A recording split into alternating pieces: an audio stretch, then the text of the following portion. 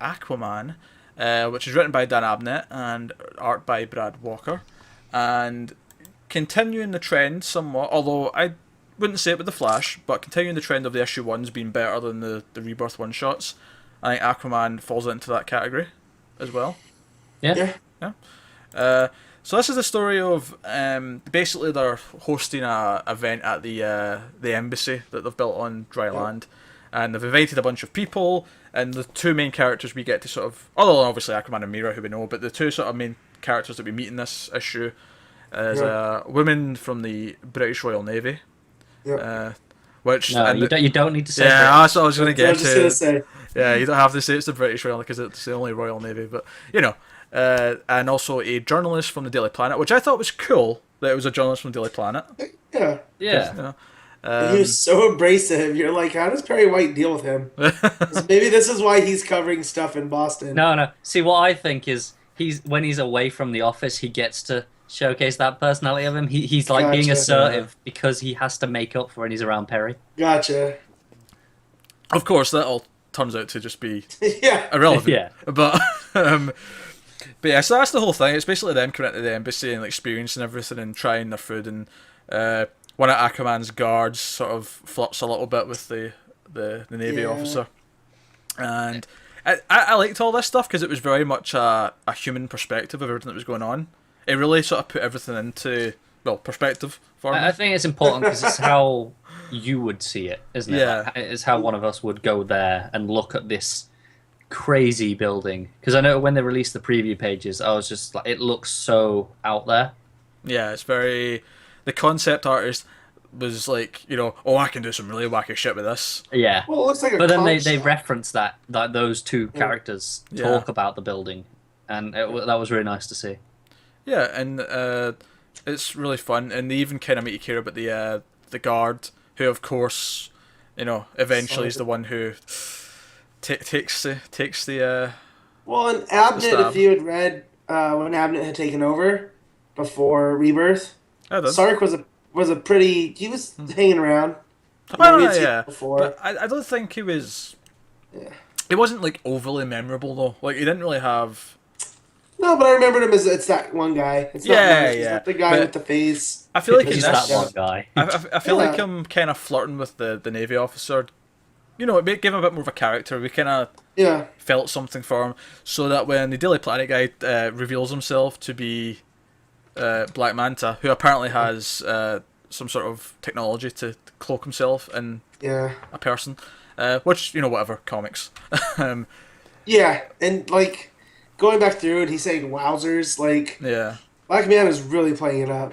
It's so obvious in hindsight, isn't it? Yeah. Well, yeah. clearly he's trying to think. Right, okay, I need to get in the mind of a ginger. What would they say? You know, that's what he's thinking. Right, Yeah. wowzers. That sounds like something to say. When really, what he should have been doing is just hiccuping all over the place. So you know, so that's fun. But actually, my favorite moment in this, other than just the plan to like blow up, is actually the page of Black Manta coming through the water at Mira. Yeah. It's really badass. Because he's like, of all the things he can lose, you're the most, or you will hurt the most. And it's just, you can see the big red eyes and the shape of his suit like coming through the water at her. Yeah. It's See, really dark and Sometimes you sinister. think he has a really stupidly designed suit, and then you get moments like that with playing with the shadow and whatnot. And then you remember also at one time he was an actual half human, half manta creature. So I'll take the '60s design. I actually really like his. I've always really liked his helmet, mainly because it is so distinct, so you always know it's him.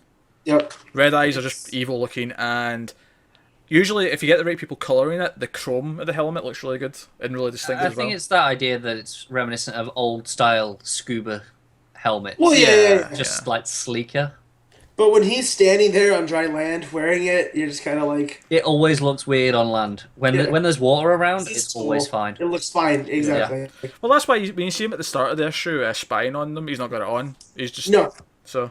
Yeah. which I appreciated. So It does look a little odd when he's coming out of the explosion. He's running away from that. Compared to where he's running out of the water, it takes on a completely It's- different life. Yeah, but that's fine because he's going to be spending a lot of time in the water. So That's true. well, yeah, and again, it's a small thing, but I just always it just makes me laugh. So So Aquaman and Black Manta have a bit of a fight. Mira's out for the count. Royal Navy officers try to help her. So I'm assuming she might be a recurring character since we got such an introduction I to her. hope so. I quite liked her. Yeah. She had a strong personality. Yeah, no, I liked her too. And we basically just we kind of just end in a cliffhanger mid-fight. Black Manta stabs Aquaman, and see you next. I was going to say next month, but it's not next month. See you next issue. Yeah. So. Although, kind of is in the next month. So you could have just said... that is in the next month. Yeah. You know what I mean? It's not a month from now, though. Yeah. He leaves them with he's going to bring the end of fear. Semantics.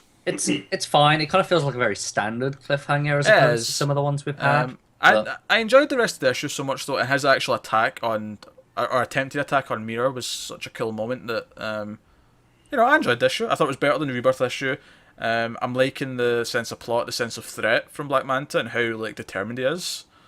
I really like as well that he targeted them inside the embassy because embassies are supposed to be safe places that you can have these meetings and stuff. Whereas now it's from the human perspective and the aliens, are they safe in their own building that is supposed to? And also, be it completely fucks with his whole I'm trying to build a bridge and make people feel safe around each other. Right. And it's He now it's destroyed the bridge. yeah.